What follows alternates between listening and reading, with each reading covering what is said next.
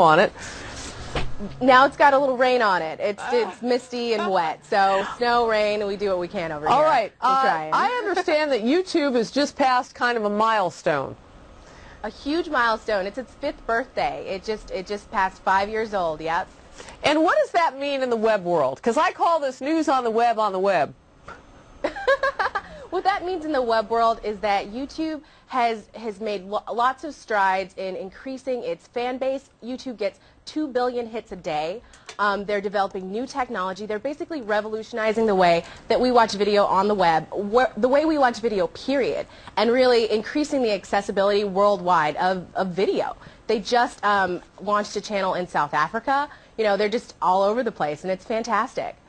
I understand YouTube is already looking at expanding into video rental programs. How in the world would that work?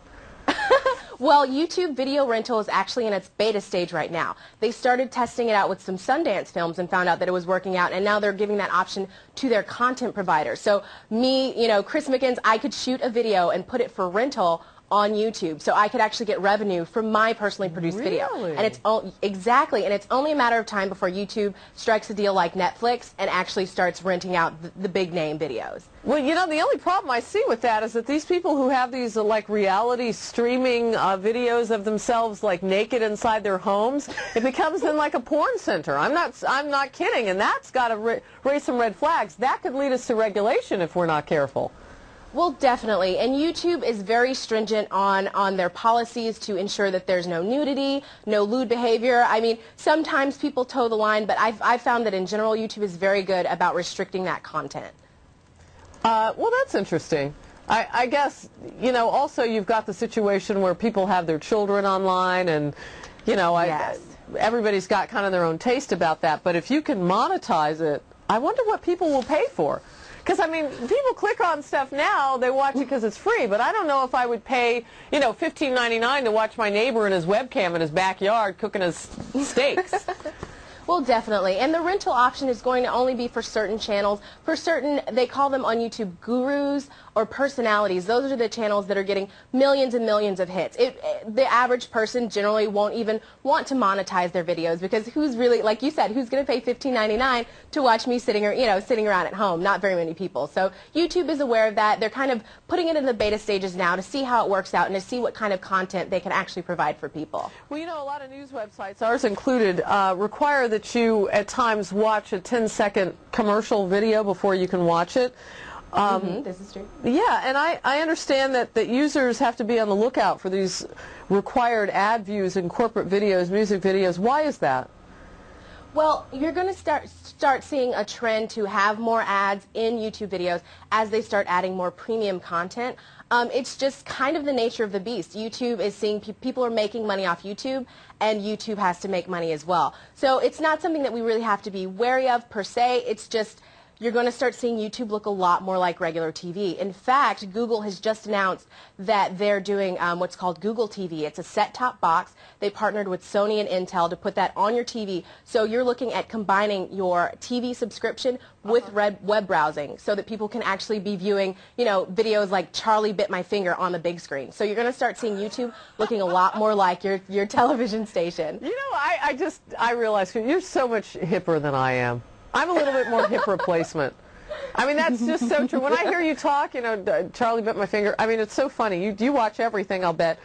Chris graduated from Louisiana State University, and you started your career in advertising. I'm just giving everybody a little background on you. EDUCO, did I say it right? It's EDUCO, however you want to say it. It's the Latin root of the word educate. Company. What do you do with EDUCO? I am the creative director and lead programmer. So what that basically means is I will design the website and also implement the code, any software on the back end, and I'll manage any coders that we have to bring in, any contractors, anything like that. I basically oversee the product so that it gets to the web and it becomes something that you can use and enjoy and have fun on. Awesome. So undoubtedly there's some things about YouTube that you're thrilled about, changes that are coming down the pike. What do you like? Definitely. What do you dislike? Just a couple from each category. Well, I'm crazy about YouTube's new 3D technology. They started playing around with this last year, and it's becoming a lot more popular so that the average user can actually start producing 3D videos. So that's really cool. Google is also doing an automated subtitle for their videos, automated captioning. They're using their Google Voice technology to actually make it more accessible to the deaf and hard of hearing, which is really exciting. In general, I love YouTube, I'm not going to lie, but I find that the YouTubing, the video nature of our society, it's kind of drawing people away from the written word. So as someone who likes to read, that makes me a little sad that no one wants to read anything anymore. You know, they just want to see the video and the intro, you know, the introduction and all that crazy stuff. So I love YouTube. I think it's great, but you know, we're so accessible now. Yeah, and imagine working for a newspaper.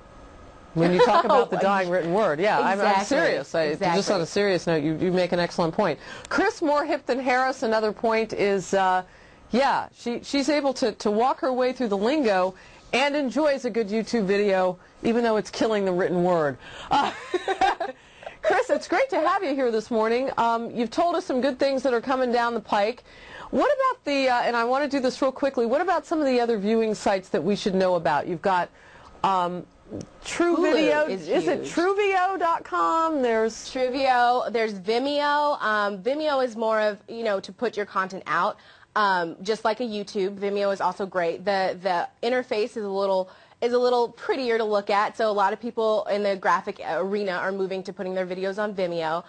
Just for video viewing, there's Hulu, which is fantastic. You can see, you know, all manner of TV shows and movies and things like that. So it's got a lot of premium content. Too cheap to have cable. It's a cheap way to, until they monetize it, which you say is happening all over the web.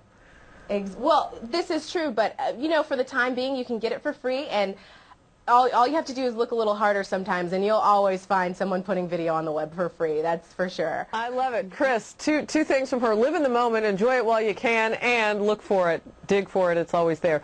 Chris Mickens, I hope you can come back and join us. Lots of fun. Chicago looks like the weather's clearing up. Thanks for giving us the forecast for both your area and the web. We have a little segment here we like to call it News on the Web on the Web. And you're our first installment of that, making us look out for Yahoo. Happy birthday to Yahoo, I guess, too, right? Oh, wow. Yeah, definitely. All right. Sounds good. Thanks, Chris.